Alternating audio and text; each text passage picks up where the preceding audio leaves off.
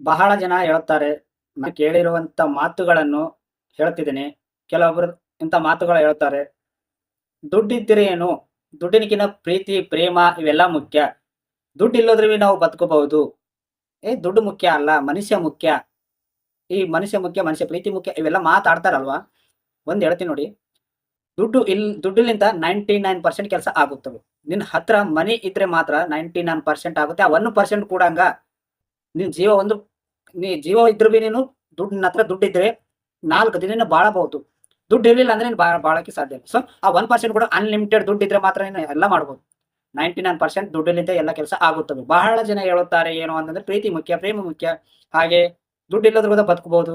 ಅವೆಲ್ಲ ಮಾತುಕತೆ ಕೇಳಕ್ಕೆ ಚೆನ್ನಾಗಿ ಕಾಣುತ್ತವೆ. ದುಡ್ಡಿಲ್ಲದನೆ ಏನು ಬರೋದಿಲ್ಲ, ಏನು ಆಗೋದಿಲ್ಲ. ಒಬ್ರು ನಿನ್ನ ಹತ್ರ ಬರ್ಬೇಕಂದ್ರೆ ಕೂಡ ದುಡ್ಡೇ ಇಂಪಾರ್ಟೆಂಟು. ಹಾಗೆ ಪ್ರೀತಿ ಕೂಡಂಗ ದುಡ್ಡಿದ್ರೆ ಆ ಪ್ರೀತಿ ಕೂಡಾಗ ನೀನು ಖರೀದಿ